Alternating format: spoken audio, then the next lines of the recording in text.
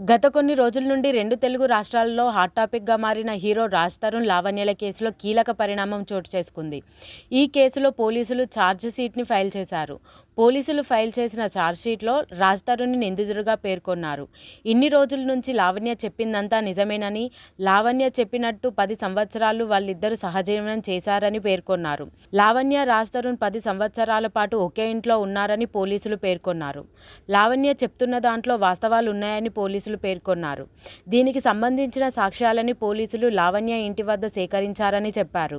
ఇన్ని రోజుల నుండి తను ఏ తప్పు చేయలేదని చెప్పుకొచ్చిన రాజ్ తరుణ్‌ని ఇప్పుడు పోలీసులు నిందితుడిగా పేర్కొన్నారు.